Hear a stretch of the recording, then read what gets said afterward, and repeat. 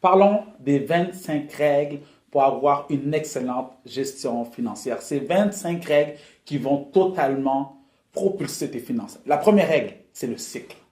Quand je parle de cycle, lorsque l'argent rentre, il y a un cycle par lequel ton argent doit passer. La première étape du cycle, c'est bien sûr comment est-ce que tu vas gagner ton argent. Une bonne partie des gens dans notre population gagnent leur argent à travers un emploi.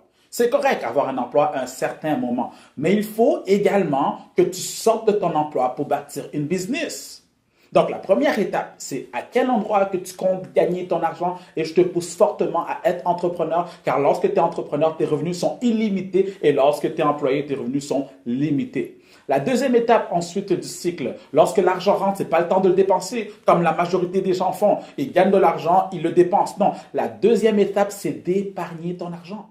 Et lorsqu'on parle à épargner ton argent, tu dois avoir un objectif d'épargne.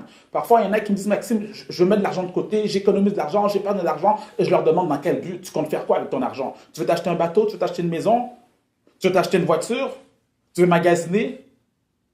La véritable réponse, c'est que lorsque tu épargnes, et c'est la troisième étape du cycle, c'est pour investir, ce n'est pas pour dépenser. Ça fait aucun sens que tu gagnes de l'argent, tu épargnes ton argent et tu dépenses ton argent et ensuite tu recommences à zéro. Non, voici le cycle parfait. Tu gagnes de l'argent, tu épargnes ton argent et ensuite tu investis ton argent afin de faire fructifier cet argent.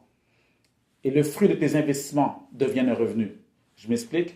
Tu as mis un 25 000 de côté, tu as mis 50 000 de côté, tu comptes ensuite acheter un immeuble à revenu dans l'immobilier, mais cet immeuble-là te rapporte un certain revenu.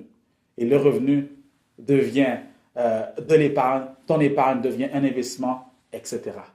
Passons maintenant à la prochaine étape.